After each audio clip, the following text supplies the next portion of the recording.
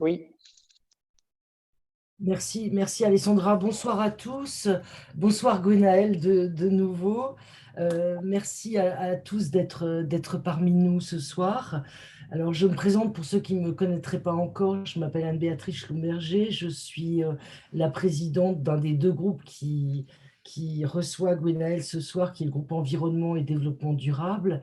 Et également, j'ai l'honneur d'être une des vice-présidentes du groupe Énergie, Infrastructure et Mobilité, dont le président Denis Florin est parmi nous ce soir et il nous a fait l'amitié d'être là pour recevoir Gwenaël.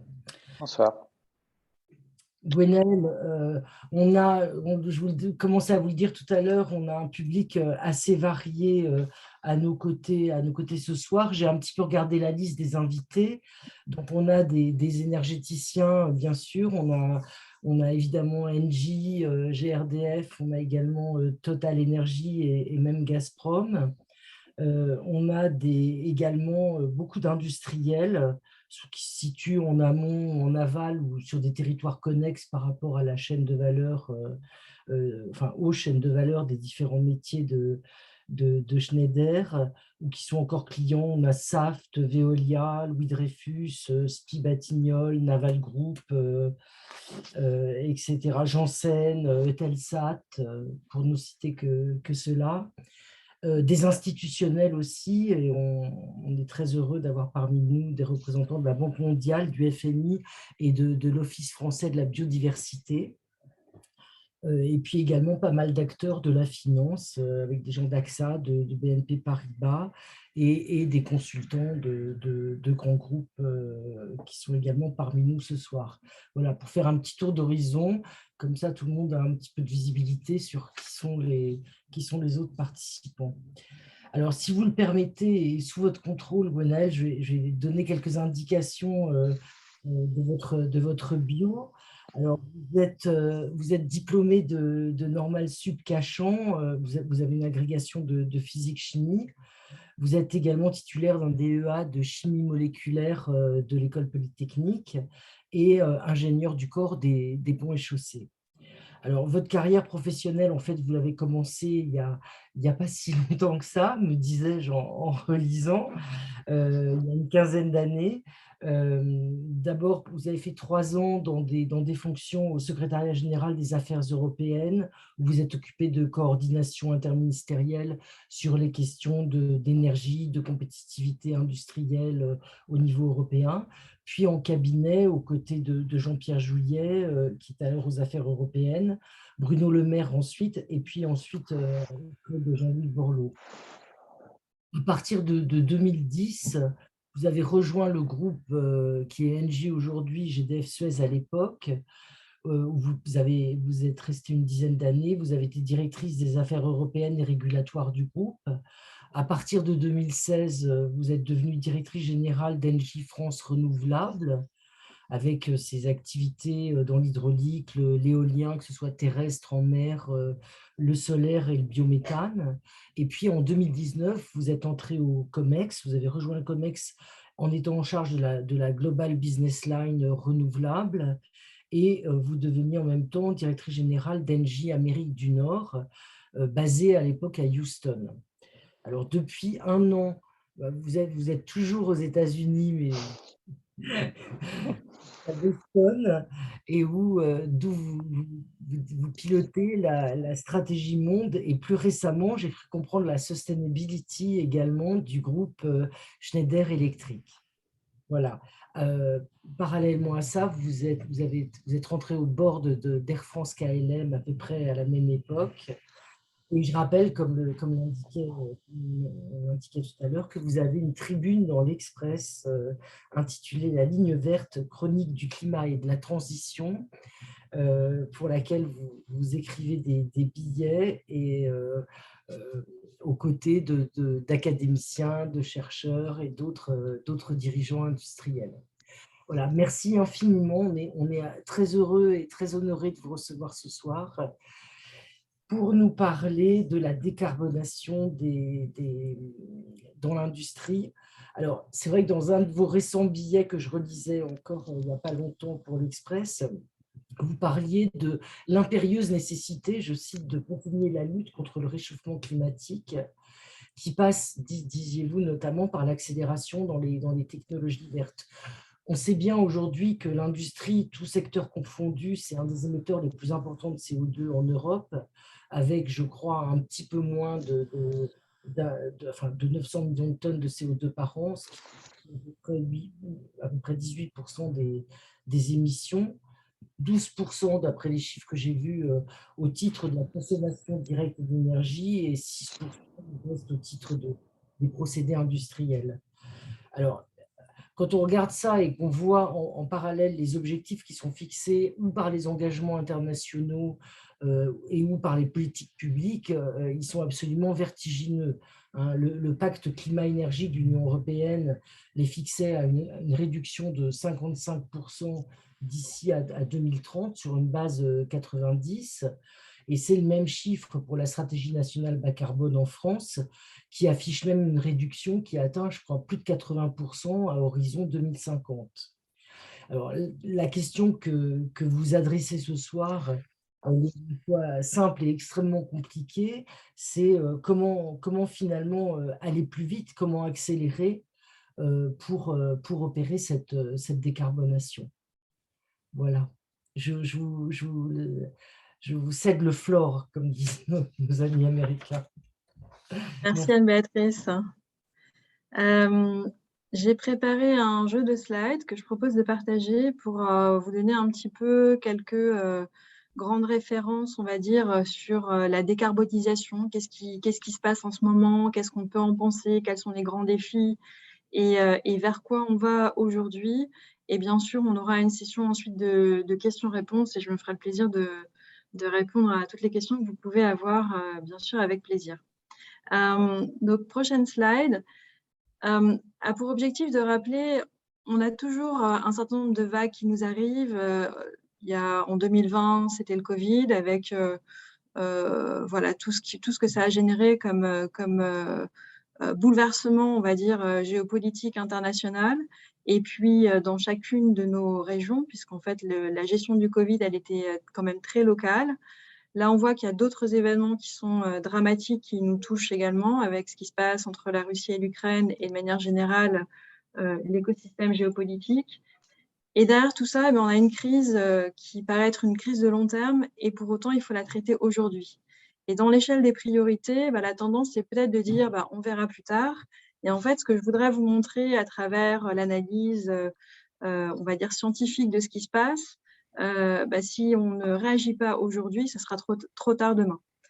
Et donc, le message ici principal, c'est que certes, le dérèglement climatique, comme on l'appelle, ça veut dire des phénomènes climatiques qui sont complètement inhabituels et qui se multiplient, ça s'inscrit dans un temps long, certes, mais les décisions et les propositions, les solutions à mettre en place, elles se dessinent dès aujourd'hui.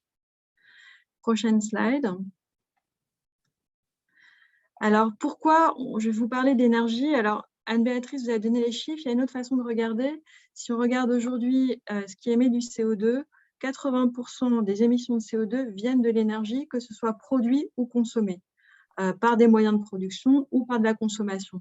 Souvent, quand on parle d'énergie, on pense aux grandes installations de production d'énergie à travers du gaz, à travers du charbon, à travers des énergies renouvelables. On pense plutôt à l'aspect production. Mais il y a aussi toute la consommation d'énergie derrière. Et pourquoi je dis ça? Parce que certes, 80% des émissions de CO2 proviennent de l'énergie, mais en fait, 60% aujourd'hui est mal consommée ou elle est perdue. Il y a des pertes en ligne, par exemple, sur les réseaux, ce qui fait qu'on perd de l'énergie assez facilement. Et donc, on peut se dire, finalement, si on perd de l'énergie, peut-être qu'une des solutions, ça peut être de mieux consommer l'énergie, ce qui peut être une des pistes. Et la question qui s'est posée encore récemment, c'est de se dire, finalement, après le Covid, on a une opportunité de repenser notre système énergétique parce qu'on va réinvestir. On va vouloir relancer les économies post-Covid. Dans quoi faut-il investir? Et j'essaierai de vous donner des perspectives européennes, mais aussi américaines pour mettre en balance un petit peu tous ces grands plans de relance.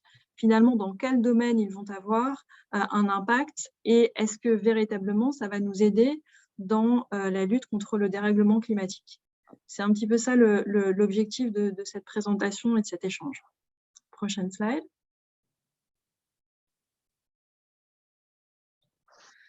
Donc, cette slide, elle a pour objectif d'expliquer pourquoi le phénomène s'accélère et pourquoi il est aujourd'hui nécessaire d'intervenir. Je vais être assez concrète. On a vu à la dernière conférence des parties, qu'on appelle conférence des parties, conférence des négociations internationales à Glasgow à la fin de l'année dernière, il y avait beaucoup de bonne volonté sur le climat, mais finalement, en termes d'engagement, pas beaucoup de choses nouvelles. Et pourquoi c'est inquiétant? Parce que plus on attend, plus c'est difficile de résorber toute l'accumulation dans l'atmosphère des émissions qui ont lieu. Pour dire les choses très concrètement, aujourd'hui, si on prend tous les engagements qui sont pris à date en matière de décarbonisation, on aboutirait à éviter à peu près 4 milliards de tonnes de CO2 chaque année, 4 milliards de tonnes de CO2 chaque année évitées avec tous les engagements qui sont pris. Or, pour atteindre une trajectoire qui permet de limiter le réchauffement climatique à 1,5 degré, il faudrait réduire chaque année de 15 milliards de tonnes. Ce n'est pas 4 qu'il faudrait, mais c'est 15. Vous voyez, en fait, c'est juste pour vous dire qu'on n'y est pas encore. Et quand on voit ce graphe-là, alors vous pouvez cliquer, on est plutôt vers une tendance à 4 à 6 degrés aujourd'hui si on continue la trajectoire actuelle. Et si vous cliquez, vous verrez la trajectoire qu'il nous faut suivre pour être à 1,5 degré ou 2 degrés.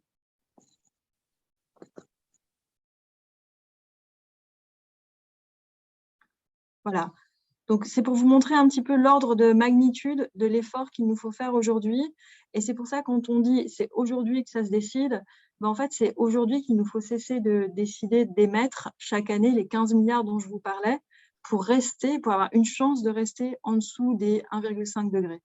Et donc, ça veut dire travailler à la fois sur nos modes de production et nos modes de consommation. Et donc, par rapport à d'ici 2030, concrètement, ce qu'il nous faudrait faire, c'est réduire de 45% nos émissions. Alors, tous ces chiffres-là, ça peut donner le tournis, ça peut dire c'est mal parti, ça va être trop compliqué, on est dans une trajectoire qui est complètement à l'opposé de ce qu'il faudrait. En fait, oui, c'est alertant, mais par contre, aujourd'hui, les solutions existent. Ce pas des solutions qui sont inexistantes, c'est des solutions qui, aujourd'hui, sont déjà disponibles et sont déjà accessibles. Donc, tout dépendra de notre volonté de pouvoir activer une courbe par rapport à une autre. Et la bonne question, ça pourrait être de dire, finalement, de quelle volonté on parle? Politique, citoyen, industriel? Eh bien, moi, je dirais que ça dépend de la bonne volonté de tous. Les politiques pour donner le mouvement, les industriels pour réaliser les investissements et les citoyens parce que tous, tout un chacun, nous avons un rôle à jouer dans la décarbonisation et j'essaierai de vous le montrer. Prochaine slide. Voilà, là, c'est un exemple justement de la trajectoire pour vous expliquer comme l'importance de l'effort à réaliser. Je vous disais, aujourd'hui, tous les engagements, 3 gigatonnes, donc 3 milliards de tonnes de CO2 qui vont être économisées par an sur la base des engagements qui sont pris, alors qu'il nous faudrait réaliser 10 à 15 milliards de tonnes d'économie de CO2 par an. Donc voilà, moi, j'en tire une conclusion, c'est que le compte n'y est pas. Et alors, comment réaliser comment bridge the gap? Comment réaliser l'effort additionnel qu'il y a entre les 3 et les 10, 15 milliards de tonnes? C'est vraiment ça la question. Et moi, je dirais, en fait, l'histoire, elle nous a montré que les évolutions en matière d'énergie, elles ne sont pas nécessairement liées à de nouvelles sources d'énergie qu'on a trouvées, mais bien à ce qu'on en a fait. Ça veut dire, par exemple, la transition au charbon au 19e siècle, elle n'aurait pas été ce qu'on a connu si la machine à vapeur et le réseau ferré n'avaient pas été développés. De même, sans l'invention de l'automobile, le pétrole n'aurait pas la place qu'il a aujourd'hui. Et donc, c'est bien dans les usages qu'il faut regarder les opportunités de décarbonisation. C'est des nouveaux usages qui vont être rendus possibles par l'innovation, qui vont nous permettre de progressivement réduire notre empreinte de carbone et donc décarboniser. Prochaine slide. Donc voilà, là c'est un exemple pour vous montrer l'engagement qui est pris au niveau européen de rester bas carbone et donc de réduire son empreinte carbone.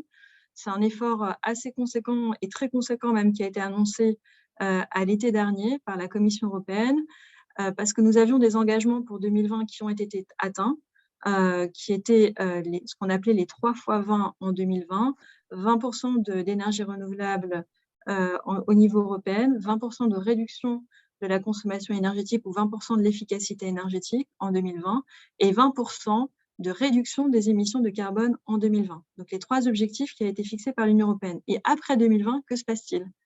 Et donc là, l'objectif était de donner un petit cran d'après et de se dire, finalement, on va se fixer un objectif à 2030.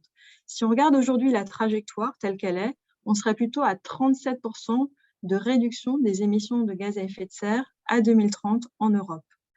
Et donc, la proposition qui a été faite pour être en ligne avec la trajectoire précédente mondiale dont je vous ai parlé, c'est de faire un effort complémentaire qui aboutirait donc à réduire au moins de 55% les émissions de carbone au niveau européen. Donc ça, c'est un effort politique, c'est un engagement, c'est une proposition politique de la Commission européenne qui aura pour objectif ensuite d'être déclinée dans les États membres, mais ça donne un cadre politique. Prochaine slide. Et donc, tout ça, ça va de pair avec ce qu'on appelle la Green Recovery, l'investissement dans la recroissance ou le redémarrage de la croissance pour que cette croissance soit verte. Et vous pouvez cliquer, vous allez voir des différentes contributions. Donc, à la lumière du Covid, en fait, on avait l'opportunité de repenser notre rapport à l'énergie et de se dire finalement, comme nous voulons construire une économie qui soit neutre en carbone, profitons de la recroissance, de la dynamique de croissance que nous allons créer par les plans de relance pour créer une croissance qui soit beaucoup plus supportable pour les générations futures.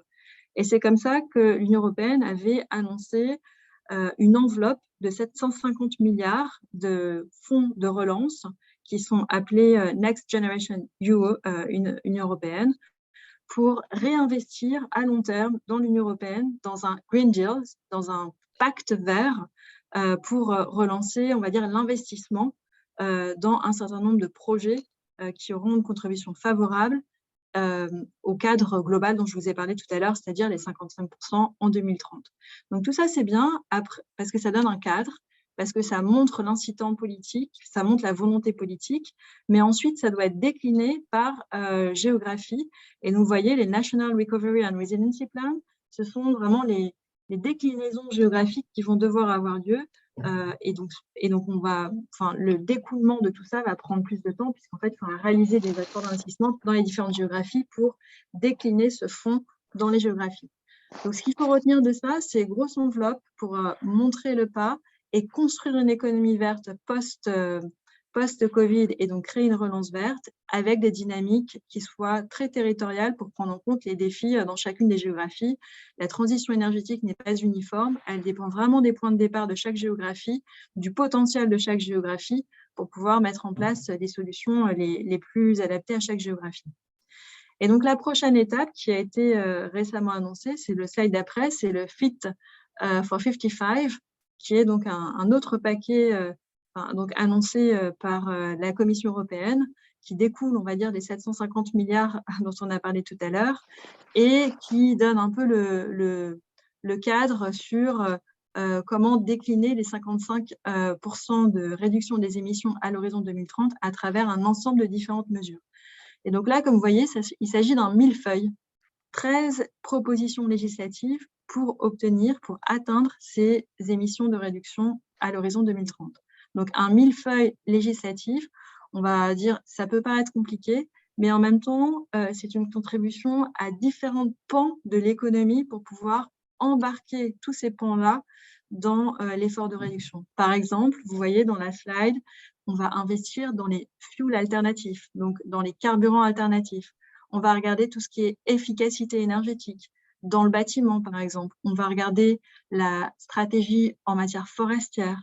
On va regarder l'utilisation des sols. Vous voyez, en fait, pour décarboniser et pour donc accélérer la réduction des émissions de CO2, ce n'est pas uniquement un target, mais c'est toute une déclinaison d'actes législatifs ou de propositions législatives pour commencer sur des segments d'activité complémentaires pour pouvoir toucher tous les volants de l'économie et donc progressivement accompagner la décarbonisation, non pas sur une seule activité, mais sur tous les secteurs qui émettent des émissions de carbone.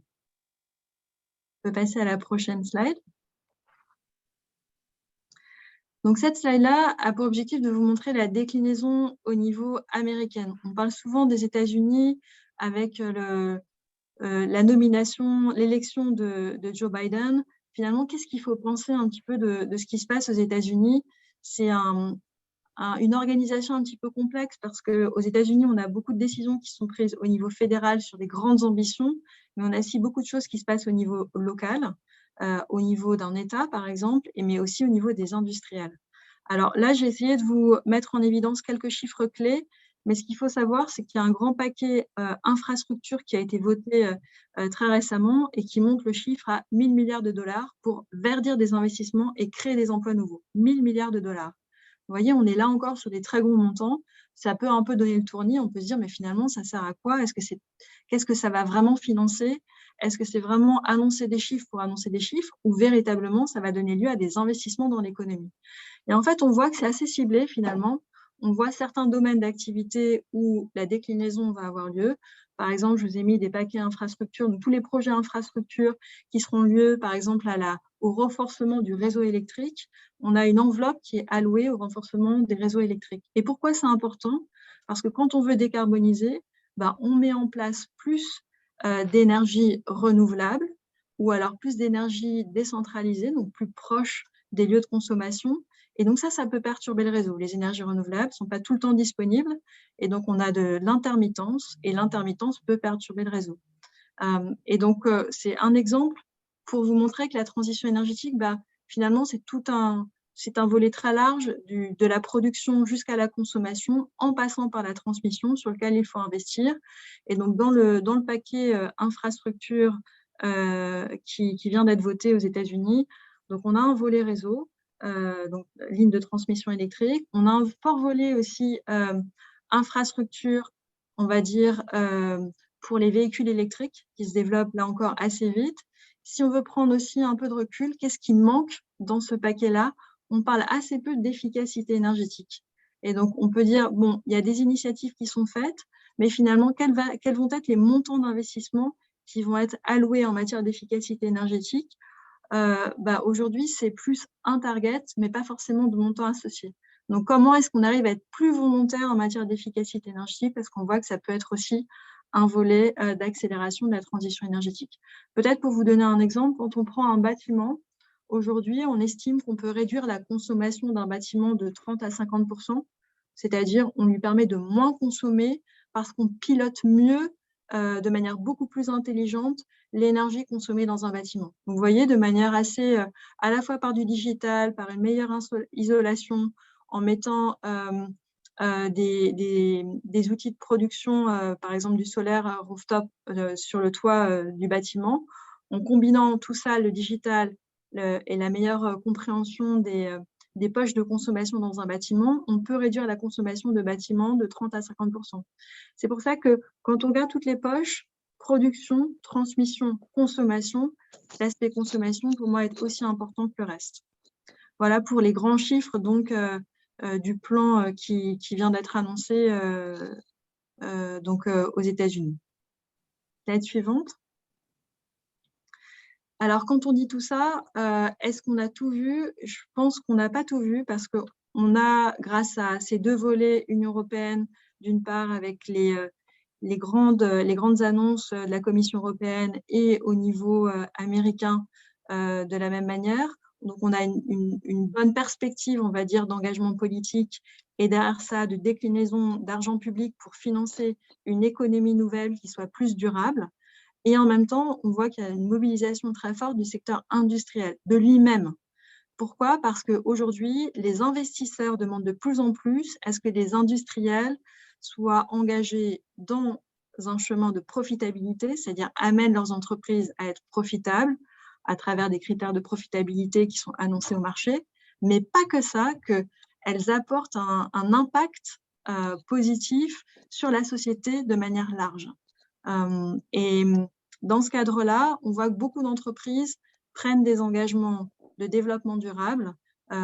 C'est souvent des engagements qu'on appelle ESG, environnement, social, sociétal et en matière de governance, pour engager une transformation d'entreprise où la profitabilité s'incarne aussi à travers l'impact plus global que l'entreprise peut avoir sur son écosystème.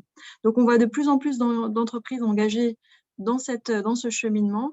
Et cette slide-là a pour objectif de montrer finalement l'évolution assez forte qu'on voit dans ces engagements pris. Vous voyez, en 2018, les compagnies, les entreprises qui étaient engagées dans une démarche de ce type-là, qu'on appelle SBTI, finalement, on en avait assez peu. Et vous voyez qu'en 2021, bien voilà, le chiffre a explosé. Tout ça pour vous dire, grande trajectoire aussi industrielle, beaucoup plus d'engagement dans la lutte contre le changement climatique, parce que l'investissement, à la fin, sera aussi réalisé en mobilisant tous les pans de l'économie et donc le secteur industriel. Alors, on peut dire, est-ce que c'est assez? Comment est-ce qu'on peut accélérer? Toujours une question qu'on peut se poser. Oui, on pourrait aller plus vite. Aujourd'hui, ce qui fait que ça ne va pas suffisamment vite, c'est que tout le monde parle de la transition énergétique, tout le monde parle du climat, tout le monde veut faire quelque chose. Après, quand on se pose la question qu'est-ce qu'on peut faire, c'est plus compliqué. Et nous, pour parler à un certain nombre de clients, on voit la volonté de faire, mais après, il faut avoir une bonne connaissance de ces émissions et donc avoir une donnée très fine de finalement où sont les poches de consommation et quelles sont les opportunités de pouvoir les réduire. Et donc, pour ça, c'est vraiment travailler sur ce qu'on appelle le scope 1, 2, 3, les émissions directes de l'entreprise, les émissions indirectes et ensuite toute sa chaîne de valeur. Et donc ça prend du temps, ça nécessite des outils, ça nécessite de traquer les données, de les récolter et ensuite de pouvoir en déterminer des actions pour pouvoir corriger, pour pouvoir réduire l'empreinte carbone. Donc voilà, pour vous dire, effectivement, les outils sont disponibles, mais il y a encore un effort d'engagement à faire auprès d'un certain nombre d'entreprises pour familiariser avec ces nouveaux types de réduction des émissions. Et je vous donnerai quelques exemples par la suite. Prochaine slide. Justement, quand on regarde les entreprises qui aujourd'hui sont engagées dans ce type de démarche, on voit qu'elles réfléchissent suivant 3 axes. Le premier axe, c'est définir une stratégie de décarbonisation. C'est-à-dire parler du climat, c'est bien. Regarder ensuite qu'est-ce qui est possible d'être fait au niveau d'une entreprise, c'est l'étape d'après, c'est encore mieux. Et là, il n'y a pas une solution. Quand on dit définir une stratégie de décarbonisation, il y a plein de solutions possibles.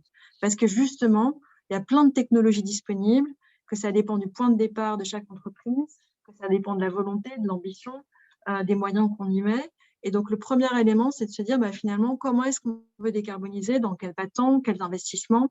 Et donc, c'est définir une feuille de route stratégique. Le deuxième pilier, c'est digitaliser cette feuille de route. C'est de se dire, finalement, si on veut vraiment avoir un impact, c'est récolter toutes les données d'une entreprise, qu'elle soit industrielle, un bâtiment, etc. Et donc, récolter toutes les données de consommation et à partir de là, pouvoir les suivre en temps réel et donc pouvoir comprendre finement où les poches de consommation ont lieu. Et après, c'est décarboniser, c'est à partir de ça, développer des outils, utiliser des outils de machine learning, d'intelligence artificielle pour avoir des solutions qui soient adaptées en fonction des données qui ont été récoltées. C'est vraiment les 3 piliers qu'on voit de plus en plus se développer. Stratégie, donc c'est-à-dire développer une feuille de route bas carbone, digitaliser, récolter les données en temps réel et donc agréger tout ça et comprendre les poches de consommation et ensuite décarboniser en utilisant des outils d'intelligence artificielle pour pouvoir réduire l'empreinte. Et je vous donnerai quelques exemples. Prochaine slide. Voilà, là, c'est pour rentrer un tout petit peu plus dans le détail sur comment ça fonctionne et peut-être le meilleur moyen, c'est de vous donner aussi quelques exemples.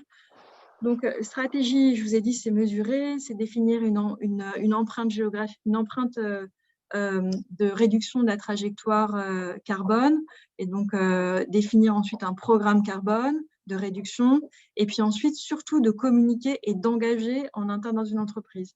Moi, je dirais c'est surtout une transformation culturelle pour faire en sorte que quand on parle ESG, quand on parle décarbonisation, ce ne soit pas qu'une entité dans une entreprise, mais que ça percole dans toute l'entreprise parce qu'à la fin des fins, si on veut vraiment engager une transformation d'entreprise, l'ESG, donc tout ce qui est engagement, développement durable au sens large, eh bien, en fait, c'est le rôle de tout un chacun. Et donc, pour moi, le dernier volet dans stratégie, c'est toute cette transformation culturelle à mettre en place. Le deuxième volet, comme je vous disais, c'est digitaliser, donc récupérer les données, les monitorer, identifier les opportunités de réduction de consommation et puis surtout d'avoir des rapports en temps réel. On doit savoir où on consomme dans une entreprise en temps réel pour pouvoir ensuite déployer les bons outils. Et puis décarboniser, donc ça peut être soit électrifier, ça peut être réduire les usages, moins consommer, ça peut être remplacer les sources de production d'énergie plutôt que de consommer avec des sources d'énergie plus émettrices, on va aller vers des sources d'énergie moins émettrices. Et le dernier volet, ça peut être engagé sur la chaîne de valeur. Et ça, c'est le plus difficile.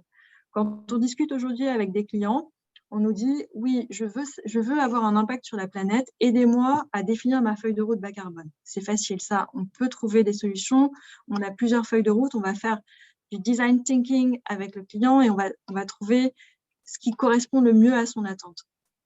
Digitaliser de la même façon, des outils, on a des outils qui permettent d'avoir accès aux données, de traquer et de pouvoir fournir tous les benchmarks et les rapports de progrès, etc.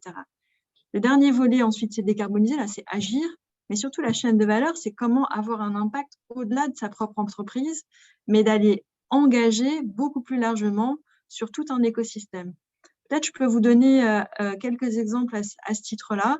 On discutait avec Walmart. Walmart, c'est une très grosse entreprise équivalente, on va dire, dans les référentiels français à Auchan, Carrefour, etc. Et Walmart, en fait, a plein de fournisseurs pour leur propre fonctionnement. Et Walmart nous disait, moi, je veux engager mes fournisseurs dans leur décarbonisation. Est-ce que vous pouvez m'aider à le faire? C'est-à-dire, ce n'est pas que ma propre décarbonisation, mais c'est aussi tous mes fournisseurs. Et l'objectif, ce serait qu'on réduise les émissions de CO2 de mes fournisseurs de 1 gigatonne, de 1 milliard de tonnes de CO2 économisées de mes fournisseurs parce qu'on va les aider à mieux comprendre leur impact environnemental et à avoir accès à des solutions. Et donc, c'est ce qu'on a fait auprès de Walmart, c'est-à-dire travailler vraiment pour l'ensemble de leurs fournisseurs derrière pour pouvoir les accompagner dans des trajectoires de décarbonisation. Et ça, c'est ce qu'on appelle le scope 3, c'est-à-dire agir sur toute la chaîne de valeur, y compris jusqu'à la partie fourniture. Donc, on l'a fait sur Walmart à travers ce programme 1 gigatonne. Mais ce qu'on s'est dit aussi, c'est finalement, on voit que dans un certain nombre de secteurs, il peut y avoir des fournisseurs qui sont équivalents parce que c'est un secteur donné. Et donc, on a travaillé également avec l'industrie pharmaceutique qui nous a dit, de la même façon, nous, on aimerait décarboniser nos fournisseurs. Est-ce que vous pouvez nous aider? Et donc, de la même façon, comment on va faire? On va accompagner l'industrie pharmaceutique. Donc là, c'est 10 grands groupes industriels pharmaceutiques que sont AstraZeneca, Johnson & Johnson, GSK, Pfizer, etc., et Sanofi. Et en fait, avec eux, on va développer des solutions de décarbonisation et les rendre accessibles à leurs fournisseurs. Souvent, c'est un éclatement très vaste de petits fournisseurs. Donc, on va leur donner accès à toutes ces solutions. On va faire du peer-to-peer sharing, ça veut dire on va partager les bonnes pratiques entre tous les fournisseurs, on va les faire monter en compétences et on va leur donner accès à un marché auquel ils n'ont pas nécessairement accès. Par exemple, aujourd'hui, une façon de se décarboniser, c'est de consommer de l'énergie verte, ce qu'on appelle des PPA renouvelables. Et bien aujourd'hui, pour acheter de l'énergie verte, souvent, il faut être assez gros parce que c'est un marché qui est assez compliqué, parce que souvent, ce qui est en vente, c'est des très gros volumes. Et quand on est un petit fournisseur parmi d'autres, ce n'est pas forcément facile d'avoir accès. Et donc, en ayant le lien avec tous les fournisseurs d'un grand secteur comme celui-là, on arrive à agréger des volumes et à leur donner accès à des sources de décarbonisation auxquelles tout seul, ils n'auraient pas accès. Donc, c'est pour vous donner des exemples de ce qui est possible de faire sur toute la chaîne de valeur entre ses propres émissions auxquelles aujourd'hui, nous pouvons aujourd'hui agir, sur lesquelles aujourd'hui on peut agir, jusqu'à tout l'écosystème adjacent. Ça peut être les consommateurs qu'on peut avoir ou alors les fournisseurs. On peut passer à la slide d'après. Voilà, donc là, c'est un exemple, j'en ai un petit peu parlé de stratégie bas carbone. Aujourd'hui, on nous demande beaucoup de définir des trajectoires 1,5 degré, 2 degrés. C'est ce qui fait référence en termes de négociation politique. Et en fait, on voit un pendant entre les engagements pris par les politiques et puis le travail que vont faire les entreprises. Et donc, le rôle qu'on peut avoir, c'est justement comment mettre ça en musique, c'est-à-dire apporter une contribution de l'industrie pour réaliser la trajectoire de 2 degrés. Donc, voilà, je dirais le premier pilier de la stratégie, c'est de définir finalement quelle va être la contribution. Est-ce que c'est 1,5 degrés? Dans quel pas de temps on va le faire, du coup, et quels moyens on va mettre en place. Et pour moi, les 2 piliers à côté de ça qui sont structurants, c'est à la fois la gouvernance ensuite qu'on mettra en place pour être sûr que ça soit suffisamment robuste. Tout ce qu'on va faire en termes d'engagement de réduction des émissions de CO2, il faut que ça soit auditable. Et donc, il faut que ça soit très sécurisé, très fiable, qu'on ait des processus internes qui permettent de le démontrer. Et ensuite, engagé en interne le plus largement possible pour que ce ne soit pas qu'un effet d'annonce, mais qu'effectivement, ce soit un effet dans un changement dans les mentalités internes de l'entreprise. Prochaine slide. Peut-être juste aussi une question, un point complémentaire que je peux donner. On voit en termes de communication financière qu'aujourd'hui, les investisseurs posent quand même beaucoup de questions sur l'ESG. Donc, au-delà de la performance purement financière d'une entreprise, beaucoup de questions sur l'extra-financier. Nous, chez Schneider Electric, on a pris le parti d'avoir des engagements en matière extra-financière et on communique tous les quarters, donc tous les trimestres, auprès de la communauté d'investisseurs et de la communauté financière sur la réalisation de nos objectifs. Et pour nous, c'est aussi important que la communication financière. Et d'ailleurs, on voit maintenant, c'est rentré dans les mœurs. Et c'est aussi pour ça que, quand je disais tout à l'heure, avoir un système de processus interne robuste, c'est extrêmement important pour la traçabilité, la transparence et l'auditabilité de ce qu'on est en train de rapporter ensuite au marché. Donc, le deuxième volet dont je parlais, c'était la digitalisation des outils. Donc, là, chez Schneider Electric, on a développé un outil qui s'appelle EcoStruxure Resource Advisor. En fait, c'est un outil qui permet de récolter toutes les données en temps réel, et ça, c'est très important en temps réel, avec des data points qu'on met en place dans un site industriel donné, par exemple, et puis ensuite de pouvoir traquer toutes les points de consommation, on va dire, sur un site. Aujourd'hui, cet outil-là, il est déployé auprès de nombreux clients et on va dire, on traque aujourd'hui, on suit 35 milliards de données, de points de données partout dans le monde. Donc, on couvre l'intégralité des géographies en fonction de là où se trouvent les clients. Et vous voyez, aujourd'hui, on arrive à suivre en termes de millions de tonnes de CO2 qui sont gérés ou pilotés à travers cet outil-là. On est sur plus de 125 millions de tonnes. Donc, on est quand même sur des très gros volumes. Et en fait, une fois que l'outil est disponible, la plateforme, on va dire, digitale est disponible, elle est déployable, on va dire, sur tout type d'objet, que ce soit un gros industriel, un bâtiment, une infrastructure. Voilà, c'est complètement déployable. Ce qui intéresse aussi aujourd'hui beaucoup, c'est pas que de voir les données, mais c'est d'identifier du coup comment est-ce qu'on peut les baisser, comment est-ce qu'on arrive à identifier les poches de savings.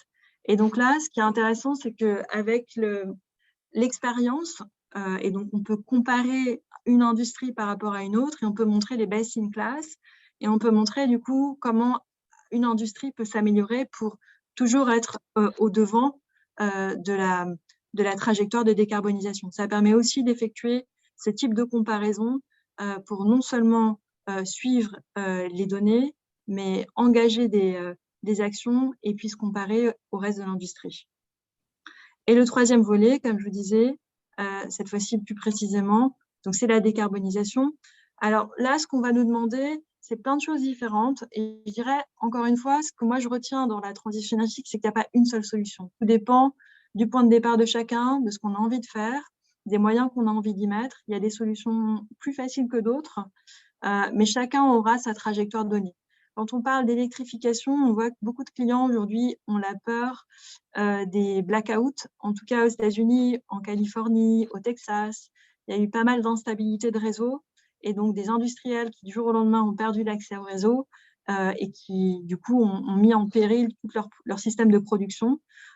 Et donc ce qu'on va nous demander, c'est un système qui permet d'assurer la résilience, assurer qu'à tout moment, la sécurité d'approvisionnement en matière d'électricité est réalisée.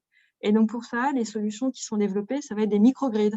On va installer des batteries sur un site, couplé avec de l'énergie solaire, couplé avec un système digital qui permet de piloter en temps réel la production en fonction de la consommation, de prendre sur le réseau quand c'est nécessaire, et puis de stocker au maximum quand justement le microgrid n'est pas utilisé. Et puis en période d'assèchement du réseau ou quand le réseau n'est pas disponible, ça permet de prioriser les usages et de se dire bah, tout ce qui est infrastructure critique va être protégé grâce aux batteries et tout ce qu'on a mis de côté. Et tout est fait de manière complètement autonome par les systèmes intelligents et digitaux. Et donc, ce qu'il faut bien voir dans toute cette gamme de possibilités de solutions, c'est que le digital est une constante à travers toutes ces gammes-là, en fait. C'est ce qui permet toujours de gagner en efficacité, parce que de plus en plus, on a des solutions qui sont développées à travers du machine learning, d'intelligence artificielle, qui apprennent très vite et qui, du coup, automatisent les usages pour les rendre les plus efficients possibles. Donc, un exemple que je vous donne, c'est les microgrids. On a vu beaucoup de développement pour voir de plus en plus de la résilience et en même temps un impact climat qui soit plus faible qu'initialement. On voit aussi beaucoup de demandes en termes de mobilité électrique. Or, la mobilité électrique, c'est aussi l'occasion d'utiliser les véhicules quand ils sont sur un site donné comme des batteries et donc de réutiliser tout un écosystème local entre les batteries, les véhicules électriques et l'énergie solaire sur un site donné pour, à travers le digital, piloter le stockage et donc déstocker quand c'est nécessaire pour la consommation. Donc voilà un exemple de quand on nous dit décarbonisation, stratégie de décarbonisation, un exemple qui nous est demandé aujourd'hui, c'est d'électrifier les opérations à travers plein de petites solutions dont je vous ai parlé, pas une seule, mais plein de solutions assez diverses. Ça peut être aussi de réduire les usages. Réduire les usages, c'est être plus performant dans les usages. Alors, souvent, on me dit, oui, mais si on réduit la consommation, ça va être au détriment du confort. Vous allez me demander de baisser la température tellement bas que je vais avoir froid dans ma salle. Non, c'est pas. L'objectif, c'est justement de ne rien changer, que ça soit invisible pour vous, mais pour autant de réduire la consommation. Et c'est des choses simples, mais c'est l'intelligence dans un bâtiment. Aujourd'hui, les bâtiments nouveaux qui sont construits, ils peuvent être 50% moins consommateurs qu'un bâtiment ancien avec les technologies nouvelles d'isolation, mais aussi digital à l'intérieur du building. Ça veut dire qu'il va, par exemple, calculer, identifier le nombre de passages dans des salles. Si finalement personne n'est dans une salle, éteindre automatiquement les lumières, ajuster le profil de température de la salle, etc. Tout se fait de manière complètement digitale pour pouvoir en tout moment adapter toute la consommation du bâtiment et donc la minimiser. Et donc, il y a beaucoup de solutions comme ça qui sont développées, qui permettent de manière assez simple de réduire la consommation énergétique. Ça peut être un bâtiment, mais ça peut être dans tout type d'industrie de la même façon. Le troisième pilier, c'est donc de passer à des sources d'énergie renouvelables. Et donc là, ça peut être de contractualiser pour acheter ce qu'on appelait des PPA, donc de l'énergie verte. On va acheter de l'énergie verte en gros volume sur le marché ou alors des crédits carbone. Et puis le dernier volet, comme je vous disais, c'était tout l'impact sur la supply chain. Alors je vous ai un petit peu parlé des fournisseurs, mais aussi c'est les enjeux de circularité. Comment est-ce qu'on arrive à engager la supply chain, la chaîne de valeur pour une démarche circulaire et donc pour toujours réutiliser au maximum les produits en deuxième vie et donc avoir un impact favorable sur l'environnement. Voilà pour être un petit peu plus granulaire sur le volet décarbonisation. Prochaine slide. Voilà, et là, c'est juste pour vous donner un ordre de grandeur sur aujourd'hui ce qu'on voit, sur un résumé, on va dire, de toutes les pratiques qu'on voit sur les 4 volets, électrification, réduction, remplacement pour des énergies vertes, et puis l'engagement sur toute la chaîne de valeur. Mais peut-être un meilleur exemple, ça serait peut-être de vous parler de ce qu'on fait chez nous. Chez Schneider Electric, on a pris un engagement d'avoir toutes nos opérations qui soient carbone neutrales en 2025. Alors 2025, c'est dans 3 ans, donc c'est assez rapide. Donc on parle du scope 1 et 2, nos émissions directes et indirectes. Et alors vous allez me dire, est-ce qu'il y a de l'offset? Oui, il y aura de l'offset, mais par contre, à partir de 2030, notre objectif, c'est d'être net zéro pour nos opérations, et donc c'est-à-dire en excluant l'offset. Et après, bien sûr, on ne s'arrête pas là, puisque comme je vous disais tout à l'heure, notre objectif, c'est d'engager à la fois nos fournisseurs et nos clients pour donc avoir un impact sur tout le scope 3, à la fois upstream et downstream. Et donc, notre objectif, c'est d'être carbone neutral sur la chaîne de valeur et les produits à l'horizon 2040 et donc sans offset à l'horizon 2050. Donc, l'objectif, vous voyez, c'est très progressif. C'est nous d'abord, scope 1 et 2, pour être vraiment, on va dire, performants et pouvoir montrer l'application de toutes les solutions sur nos opérations. En parallèle, d'engager nos clients et nos fournisseurs et progressivement de les mettre dans la chaîne pour pouvoir avoir un impact sur tout notre écosystème. Je vais passer à la prochaine slide. Et alors, pour faire ça, en fait, notre valeur ajoutée est beaucoup autour du digital. Et notre, on va dire, notre angle fort, c'est ce qu'on appelle EcoStructure.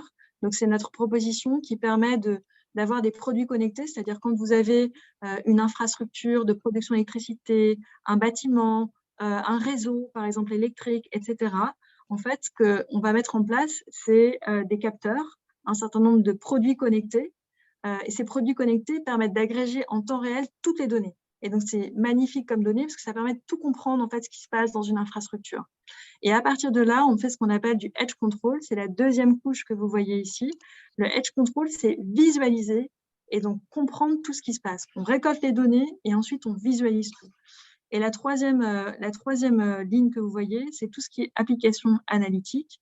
Aujourd'hui, une très grande partie de notre activité, c'est vraiment l'intelligence artificielle, le machine learning pour pouvoir développer des outils intelligents. Et donc, en ayant récolté toutes les données, c'est immédiatement de pouvoir proposer des solutions digitales pour pouvoir mieux performer, donc moins consommer ou mieux consommer.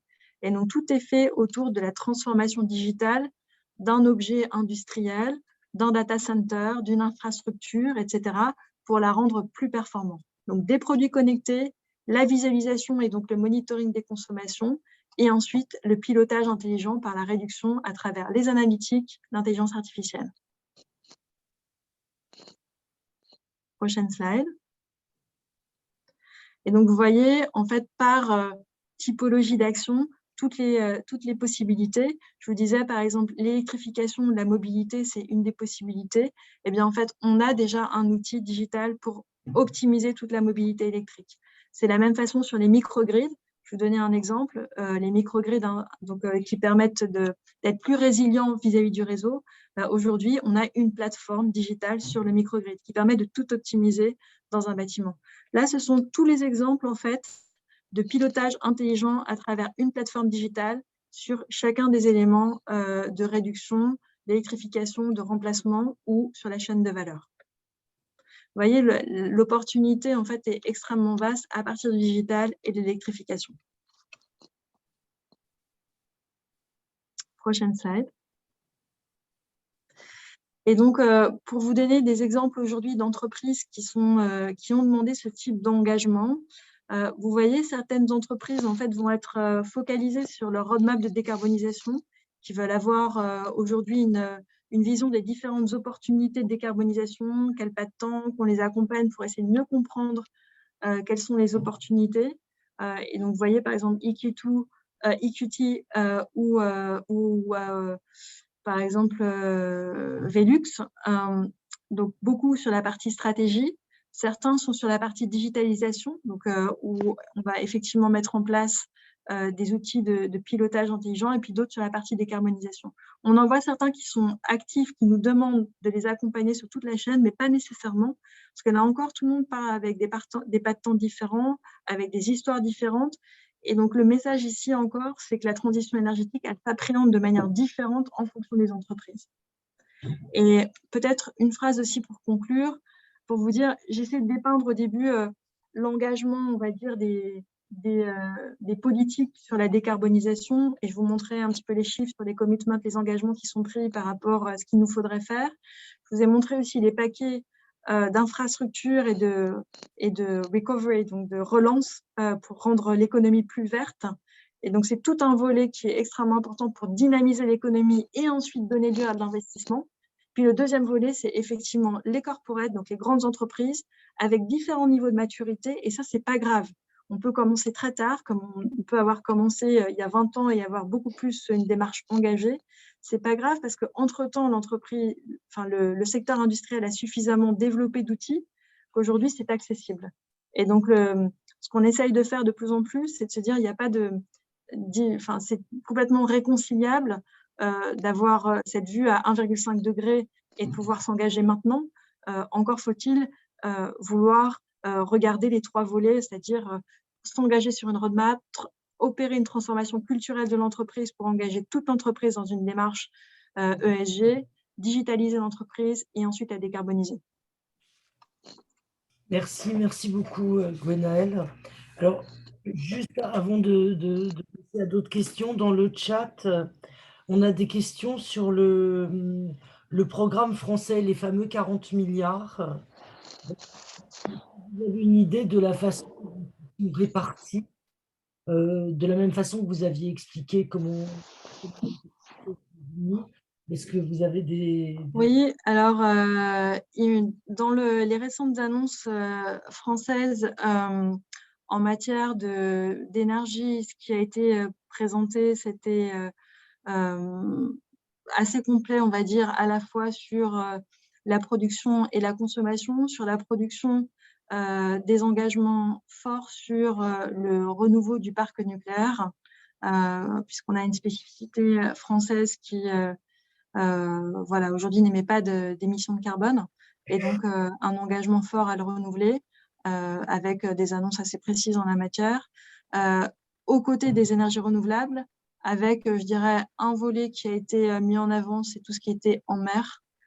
Effectivement, on a un littoral marin qui est assez développé, et donc la capacité de pouvoir plus mûrir ou plus accélérer le développement des technologies d'énergie marine. Et donc ça, c'était aussi un volet qui a été mis en avant. Et puis après, il y a tout le volet consommation énergétique. Alors, on vient d'avoir l'adoption en France récemment de ce qu'on appelle la RT 2020, qui doit encore être déclinée, mais qui va de pair aussi avec je vous ai montré tout à l'heure au niveau européen sur la performance énergétique dans les bâtiments, c'est-à-dire développer de plus en plus des bâtiments qui soient net zéro, ou accompagner le stock existant de bâtiments pour pouvoir financer les outils, enfin les solutions qui permettent de décarboniser le bâtiment. Donc ça fait partie du paysage français, soit par des initiatives qui viennent d'être annoncées, comme vous le disiez, spécifiquement françaises, comme les annonces sur le renouveau du parc nucléaire français et la politique française en matière d'énergie renouvelable et les priorités associées, soit ça peut être une déclinaison de l'engagement européen, comme ce qui a été fait sur le Fit for 55 et la déclinaison en matière d'efficacité énergétique.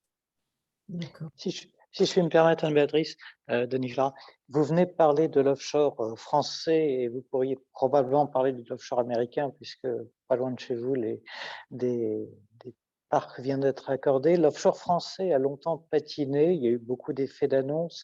On observe que la mise en œuvre est longue, peut-être pas à la hauteur du potentiel. Qu'est-ce qu'il faudrait, à votre avis, pour accélérer, comme c'est l'intention politique, le développement de l'offshore français? Et peut-être par contraste, qu'est-ce qui s'est passé aux États-Unis où pendant longtemps l'offshore a semblé végéter pour maintenant sembler décoller et connaître une phase d'accélération? En France, le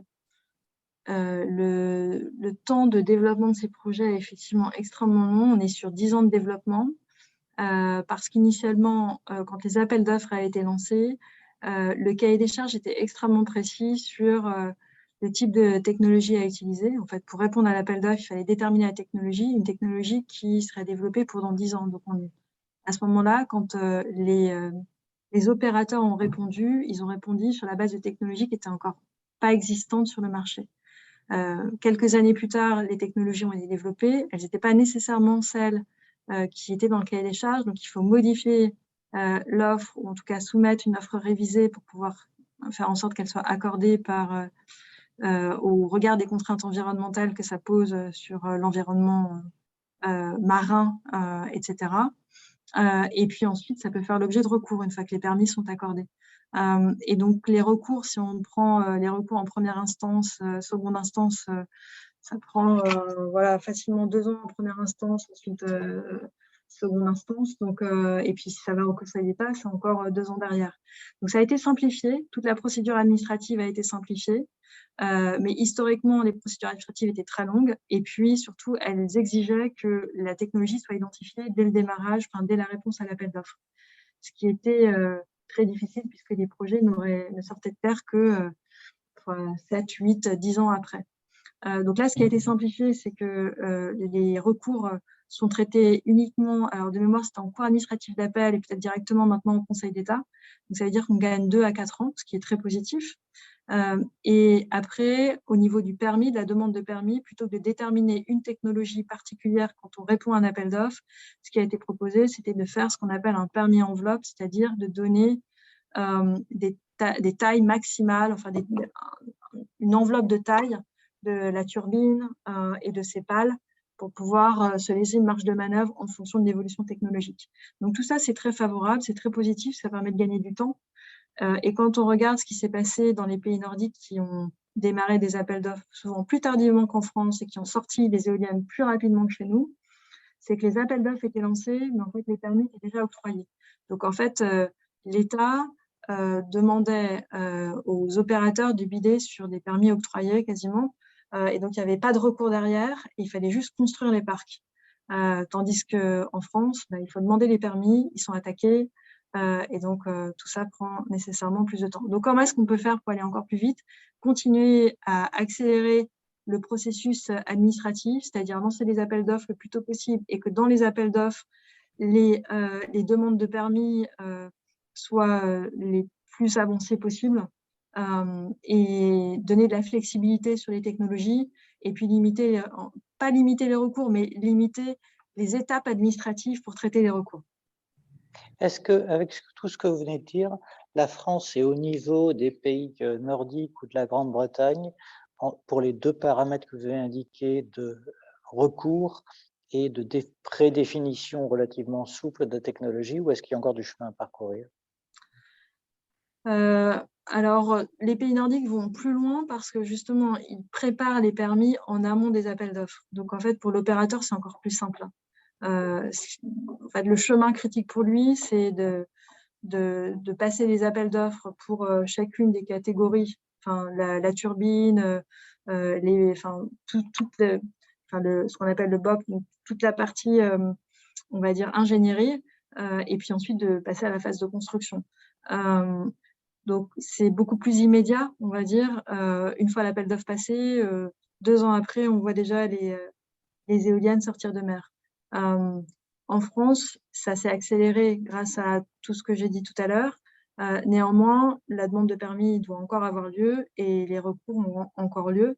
Donc, ça passe, même si ça passe au Conseil d'État, c'est peut-être encore 2 ans d'instruction. Donc, la demande de permis plus le passage en Conseil d'État et ensuite passage à la phase de construction. Donc, c'est encore assez lent. Cela dit, aux États-Unis, ça a pris du temps aussi. La différence par rapport à l'Europe, c'est que les États-Unis avaient beaucoup de potentiel d'éolien à terre, parce que très grands espaces. Et donc, ce qui a été privilégié initialement, c'est le développement de l'éolien à terre, avec beaucoup de développement, par exemple au Texas, plus d'éoliennes qu'en France. Il y a vraiment beaucoup de développement d'éolien. Quand on va au nord Texas, c'est des fermes d'éoliennes à perte de vue. Quand on va au sud Texas, c'est énormément de puits de pétrole. Donc, on a les 2 mondes dans un même état. Et dans le même temps, pas de nécessité immédiate du coup de développer de l'éolien en mer, qui est plus cher que l'éolien à terre, alors que beaucoup d'espace disponible. En Europe, c'est différent puisque l'espace est plus restreint. Et donc, aller à chercher en mer, c'est peut-être plus intéressant parce que ça pose moins de problèmes d'acceptabilité, normalement, même s'il peut y avoir des questions de paysage ou des questions de partage de la mer avec les pêcheurs. Ça peut poser ce genre de questions, mais de manière générale, il peut y avoir plus d'acceptabilité qu'à terre. Néanmoins, effectivement, comme en Europe, l'espace à terre est plus contraint, aller chercher la mer, ça fait plus de sens. Alors, il y a également des questions qui tangentent un peu ce que vous venez d'évoquer en parlant d'acceptabilité, qui relèvent un peu de ce que je ferai une sorte de gros paquet sur la gouvernance. Il y a Audrey qui posait une question sur les critères qui vous paraissent pertinents pour choisir entre les différentes technologies qui permettent de décarboner. Je vous dis les 2-3 points. Il y avait une question également, il y avait Laurence qui faisait une remarque sur quel impact on peut vraiment avoir, sachant qu'on ne maîtrise pas tous les stades de la chaîne de valeur, notamment ceux qui peuvent être un peu à l'extérieur. On parle des parties prenantes, mais on n'a pas forcément, en tant qu'industriel, la maîtrise de tous les leviers qui sont pour partie extérieure à cette chaîne de valeur. Elle parlait des fournisseurs chinois de Walmart.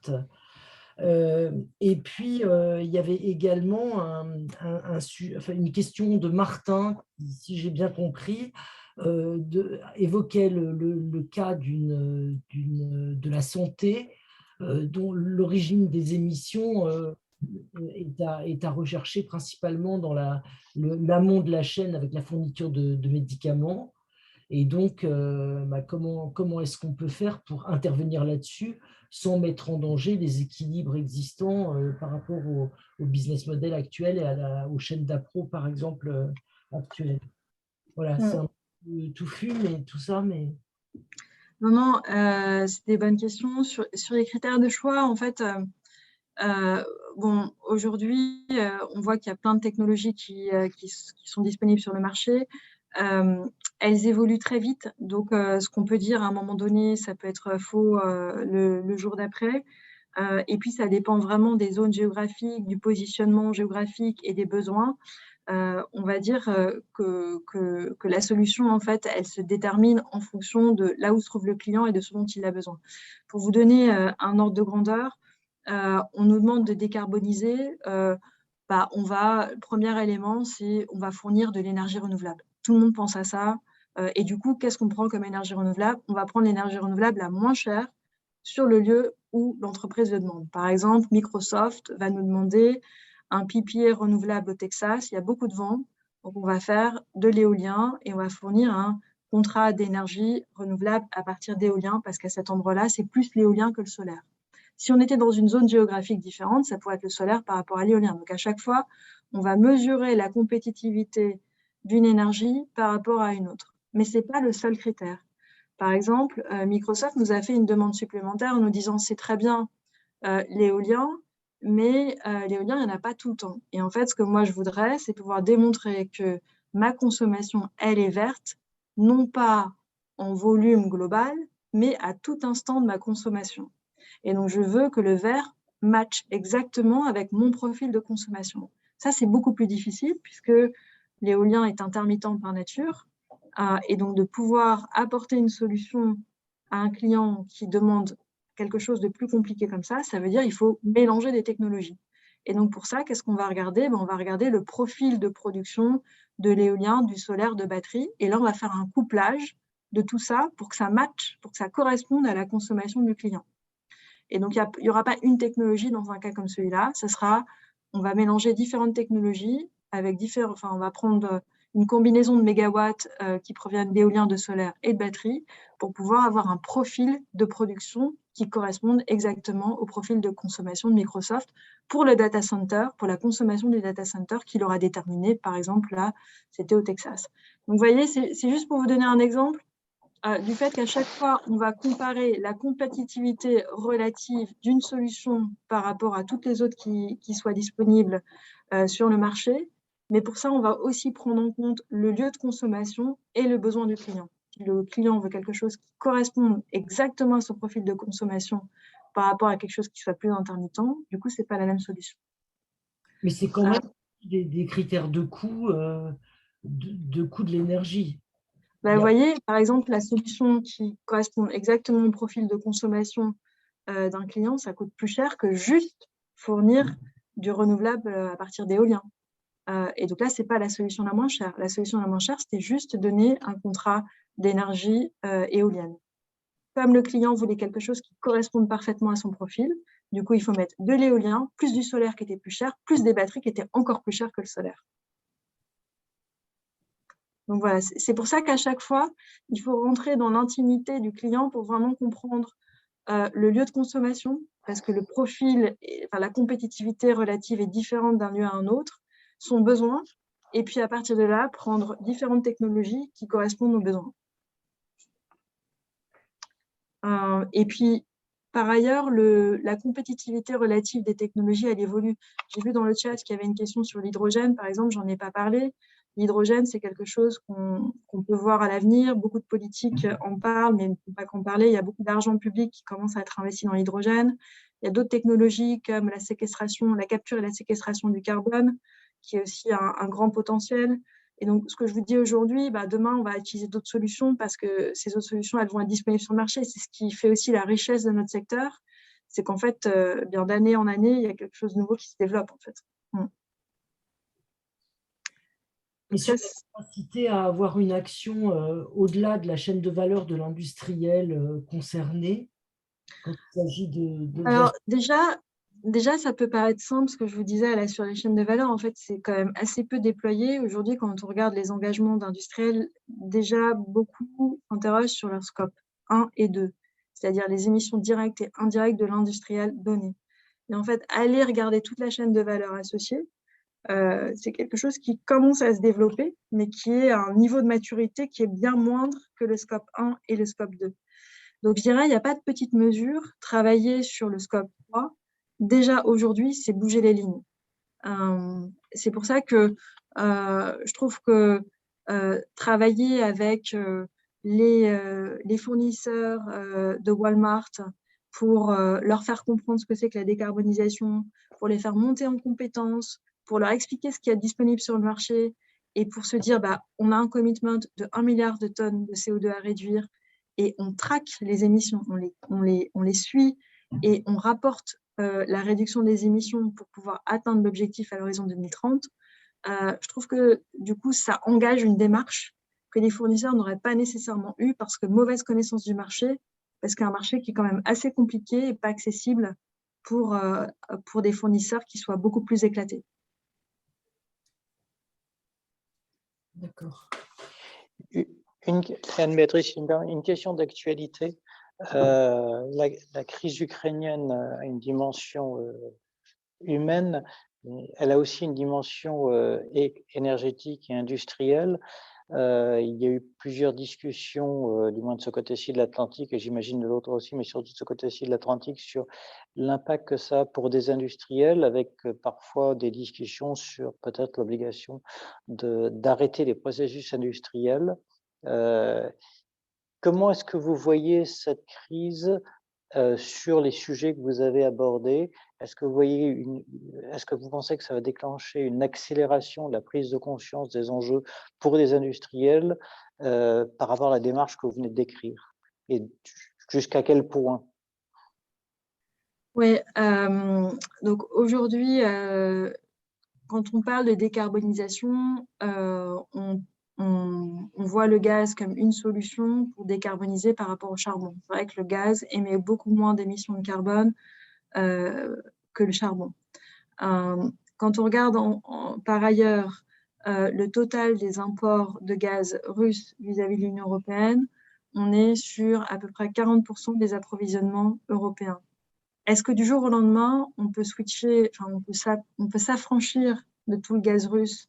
Ça paraît difficile. Par contre, ce qui est engagé, et donc à travers des réflexions à la fois au niveau de l'Agence internationale de l'énergie, mais aussi plus récemment la Commission européenne la semaine dernière, c'est de voir quelles sont les options pour progressivement réduire la dépendance. Ça ne veut pas dire réduire complètement la contribution du gaz russe à la sécurité, à l'approvisionnement européen, mais ça veut dire avoir des solutions complémentaires, alternatives. Quand on regarde un peu plus dans le détail, en fait, il y a plusieurs solutions. Il y a des solutions qui sont l'accélération du développement des énergies renouvelables, dans ce qu'on disait tout à l'heure, et donc ça peut être une contribution assez significative. Et ça peut être aussi le développement du nucléaire, des bioénergies, mais aussi de ce qu'on appelle l'efficacité énergétique, donc la réduction de la consommation. Pour vous donner un petit peu les enveloppes que l'Agence internationale de l'énergie a données, la contribution du gaz russe à l'Europe, c'est 160 milliards de cubic mètres, 160.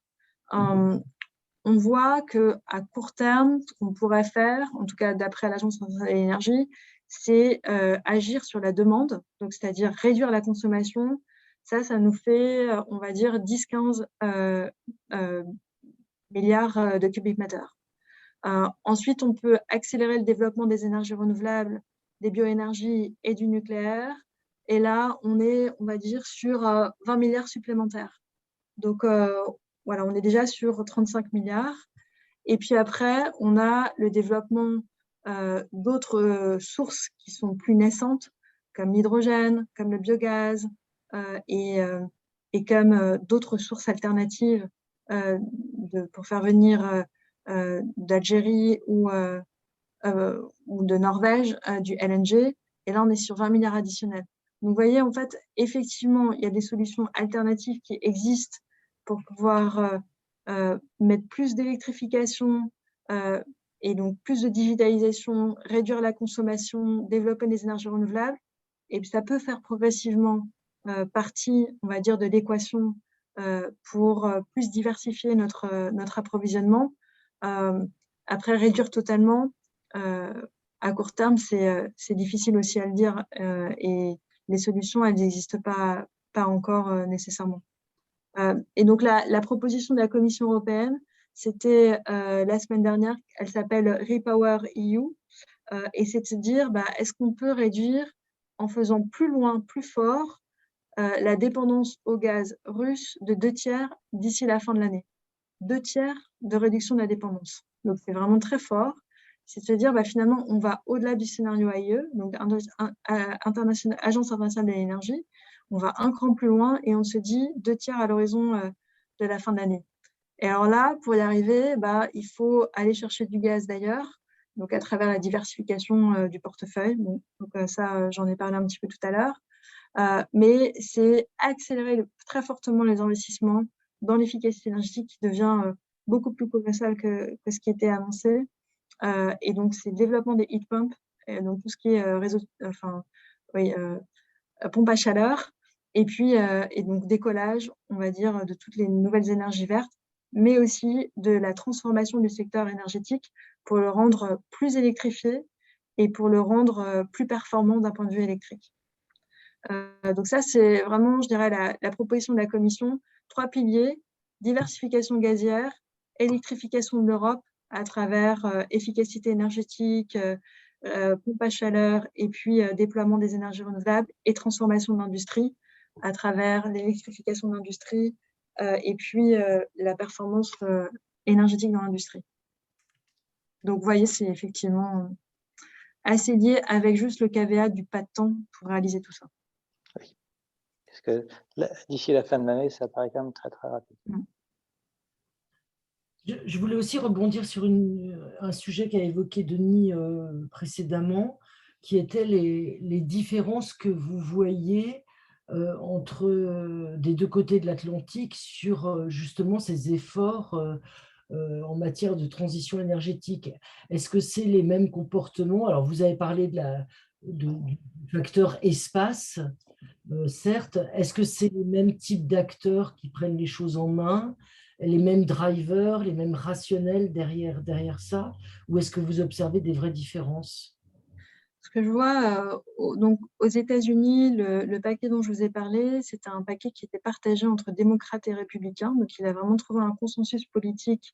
Donc, la bonne nouvelle, c'est l'accord politique sur l'investissement dans une nouvelle économie qui soit beaucoup plus durable à travers ce que je vous disais, les grands montants. Mais derrière ça, c'était l'éolien, le solaire, des projets à hydrogène, 250 000 chargeurs de véhicules électriques, développer des fuel corridors alternatifs, etc. Donc, quand même une très forte volonté. Mais je dirais la vraie différence par rapport à l'Europe, c'est que c'est ensuite très granulaire, les efforts. Il peut y avoir un paquet global, comme celui dont je parlais. Et puis ensuite, chaque État a des rythmes de développement qui leur est propre. Par exemple, Californie, très engagée, On voit des dérèglements climatiques assez forts là-bas, des feux à répétition, et donc une volonté d'être beaucoup plus autonome, avec beaucoup de développement de batteries, de solaire, beaucoup d'incitations, on va dire de l'État californien pour développer les maisons ou alors les bâtiments de manière beaucoup plus résiliente par rapport au réseau. Donc on voit des États très fortement engagés qui prennent des dispositions voilà, réglementaires fortes pour inciter l'économie à aller dans un sens qui n'est pas nécessairement développé dans d'autres secteurs, enfin dans d'autres États géographiques des États-Unis. Et puis on voit que la demande, elle part aussi beaucoup des entreprises. Tous les grands géants, les GAFA, etc., ont beaucoup incité au développement de ces technologies parce que voulant montrer une approche verte, etc. Et donc, en incitant au développement des contrats à long terme d'énergie renouvelable, à travers l'efficacité énergétique, etc. Donc, on voit vraiment, je dirais, trois contributions au niveau américain, à la fois le consensus politique sur des grandes enveloppes et des grandes allocations, et puis ensuite des choses beaucoup plus granulaires au niveau des États et puis au niveau des grands corporates. Quand vous dites les États, c'est aussi les villes. Les villes aussi, ouais. Les villes aussi. Vous avez raison. Là, vous avez la ville de Los Angeles, par exemple, a établi tout un programme pour être net zéro auprès de NREL, qui est l'organisme d'État sur les nouvelles énergies, pour accompagner sa transition énergétique. Un petit peu comme ce que je vous ai raconté sur les entreprises, mais à l'échelle d'une ville comme Los Angeles. Donc, on voit aussi que les villes prennent de plus en plus en main leur avenir, et que ça, c'est très, très varié, très différent d'une ville à une autre au sein des États-Unis. D'accord.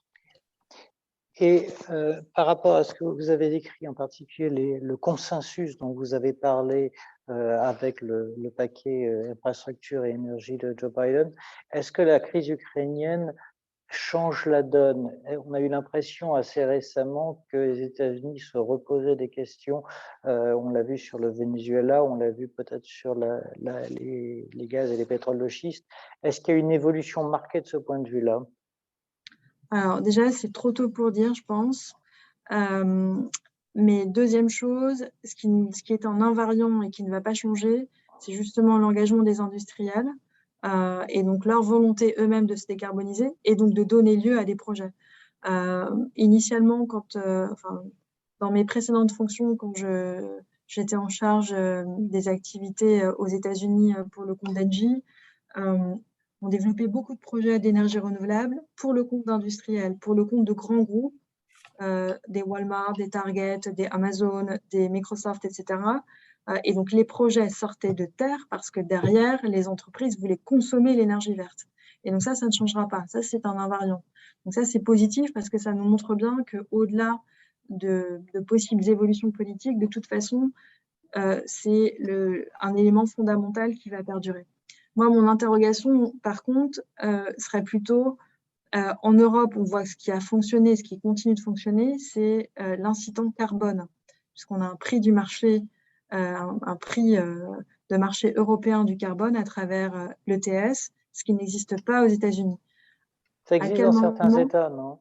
Ça existe dans certains États, mais justement, il n'y a pas cette harmonie qu'on peut trouver en Europe. Et du coup, ça peut donner lieu à une transition énergétique à plusieurs vitesses, où certains États vont prendre le lead, comme je disais par exemple la Californie, et d'autres vont être plus en retrait. Alors que pourtant, on pourrait avoir un chapeau, comme on vient de le dire tout à l'heure, un chapeau américain beaucoup plus engagé à travers le plan infrastructure de Biden, mais donnant lieu à une déclinaison à plusieurs vitesses à travers les États. Si on voulait vraiment donner une dynamique beaucoup plus homogène à l'échelle du territoire américain, il faudrait reposer la question du prix du carbone pour avoir quelque chose de plus engageant à travers l'ensemble des États américains, ce qui n'est pas encore aujourd'hui une vraie question. Vous avez parlé tout à l'heure des freins, enfin vous les avez évoqués brièvement. Quelles conditions vous pensez quelles sont les conditions que vous voyez comme étant nécessaires pour cette transition? Est-ce qu'il y a des éléments fondamentaux qu'il faut sécuriser, que ce soit en termes de politique en matière d'innovation de R&D, que ce soit en matière de montée en compétences, de formation, de développement de certaines filières, etc. Est-ce que vous avez des éléments là-dessus? Ouais, ce que je dirais, les conditions de réussite, ou en tout cas les freins et donc les conditions de réussite, ce qu'on peut voir récemment, enfin ces dernières années, c'est que le développement de la transition énergétique, elle a été portée parce que on a voulu se projeter à long terme. Et donc beaucoup d'entreprises ont voulu prendre des engagements qui ont des objectifs à 5-10 ans et donc se projeter à long terme. Quand on voit des changements perpétuels de réglementation dans un sens ou dans un autre, c'est difficile pour un industriel de se projeter. On a pu voir dans certaines géographies des changements assez forts en termes de réglementation, avec des coups de braquet voilà, très forts. Et pour ça, c'est très désincitant en matière de trajectoire d'investissement. Quand on investit pour rénover un bâtiment ou voilà, pour développer des nouveaux projets d'énergie renouvelable, on va investir sur 30 ans. Et donc pour ça, il va falloir avoir un accompagnement politique pour ne pas justement mettre fin au développement des énergies renouvelables parce qu'on considère que le contexte géopolitique a changé. Donc donner une stabilité en termes de réglementaire est importante. Et c'est pour ça que je vous disais, avoir d'un côté les industriels, mais dans le giron, on va dire, enfin, sous la houlette d'un engagement politique, c'est très fort parce que ça permet de donner un cadre dans lequel se développer. Donc ça, c'est le premier élément. Le deuxième élément, c'est que si on veut que ça réussisse, en tout cas, ça pourrait s'arrêter si toutefois on arrêtait d'investir dans l'innovation. On voit qu'on est dans les prémices. Tout ce qu'on a réalisé ces dernières années, ça nous permet aujourd'hui de rendre la technologie, rendre la transition énergétique accessible. Il faut savoir qu'il y a 5-7 ans, le solaire, ça valait 300 € du mégawattheure, alors qu'aujourd'hui, ça vaut 40.